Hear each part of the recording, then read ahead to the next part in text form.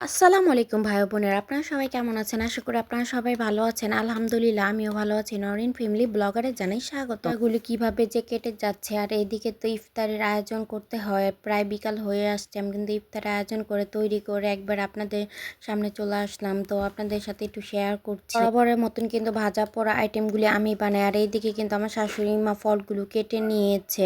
আর এখানে কি সুন্দর করে সাজানো হয়েছে, তো সাজানো গোছানো বাসায় ভাজা পোড়া আইটেমগুলো সবগুলো আইটেমই কিন্তু বাসায় তৈরি করা হয়েছে। এইদিকে কিন্তু আমি আইটেমটি একটা বলে তুলে নিয়েছি, আর আজকে কিন্তু একটা নতুন আইটেমও অ্যাড করেছি, টমেটো চপ তৈরি করেছিলাম। এই ভাজা পোড়া আইটেমগুলি যা দিয়ে আপনি ভাজেন না কেন বেশ ভালো লাগে, আর টমেটোর চপটা কিন্তু টক বেশ ভালো লাগে।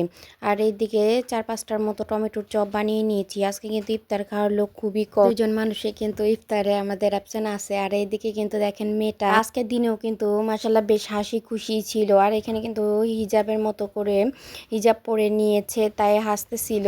আর এইদিকে কিন্তু আমি পুরোনো দিনের একটা স্মৃতি যেমন মনে রাখার জন্য আর আপনাদের সাথে একটু শেয়ার করার জন্যই কিন্তু এই পিঠাগুলো ভেজে দেখাচ্ছিলাম। হয়তো বা কখনো বলেছিলাম যে আপনাদের সাথে একটু শেয়ার করব, ওই সেই কুমিল্লার পিঠা, তো এই যে ভাজতেছি আর আপনাদের সাথে একটু শেয়ার করতেছি। বেশ কিছুদিন আগেই কিন্তু এই পিঠাগুলো ভেজে খাওয়া হয়েছিল। বরাবরকে বলছিলাম যে কুমিল্লা পিঠাগুলো আমি একটু শেয়ার করব। বেশ কিছু পিঠাও আমাকে দিয়েছিল, তো ওইখানে আসার পরে কিন্তু এখান থেকে আমি বাসায় এসে কিন্তু রোদ্রে শুকিয়েও নিয়েছিলাম, যে কিন্তু তুলে নিচ্ছে। আর এখানে কিন্তু পাঁপড় পিঠা ভাজতেছিলাম, আর ভাজতেছিলাম হলো নকশি পিঠা, আর একটা পিঠা তেমন একটা নাম এখনো আমি বলতে পারছি না, কেউ যদি জেনে থাকেন আমাকে বলবেন।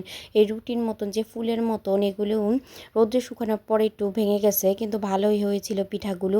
আর এখানে কিন্তু আমি সবগুলো পিঠায় ভেজে তুলে নিচ্ছি, এদিকে পাঁপড় পিঠাগুলো দিচ্ছি। আর যেভাবে ফুলে উঠতেছিল আমার কাছে কিন্তু পাঁপড় পিঠাগুলো ভাজতে বেশ ভালোই লাগতেছে। এই পিঠাগুলো যত শুকানো হবে, আর এইগুলো পিঠাগুলো কিন্তু দেখেন লাফ দিয়ে কিন্তু পড়ে গেল চুলার সাইডে, কিন্তু কিছুই করার নেই। এই পিঠাগুলো 3টা দিয়ে ভাজতেছিলাম, তাই একটা পড়ে গেছে। সব পিঠাগুলো কিন্তু আমি সুন্দরভাবে ভাজতে পারতেছিলাম, তো আপনাদের সাথে একটু শেয়ার করি দেখেই আপনারা দেখলেন, তাহলে কিন্তু আর দেখতে পারতেন না। ঠিক এমনই আমরা ব্লগ করি বলেই হয়তো বা আমাদের ভিডিওটা দেখে, অবশ্যই আমাদের ভিডিওটা দেখে আপনারা দোয়া করবেন। আমরা যাই খাই না কেন কম বেশি আপনাদের সাথে একটু শেয়ার করে থাকি। পাঁপড় পিঠা ওঠানোর পর কিন্তু এখানে সিরিঞ্জ পিঠাগুলিও ভেজে নিচ্ছি।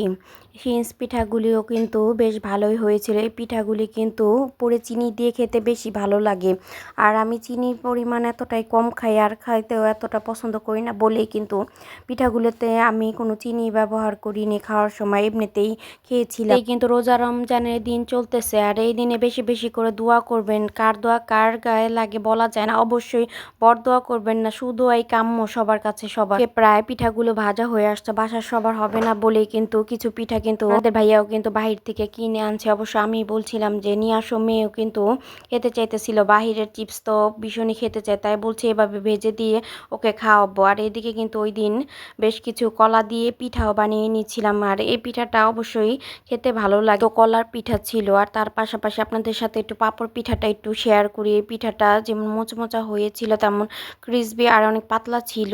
ভিডিওটা এই পর্যন্তই। পরবর্তী ভিডিও দেখার জন্য সাবস্ক্রাইব করুন। আল্লাহ হাফেজ।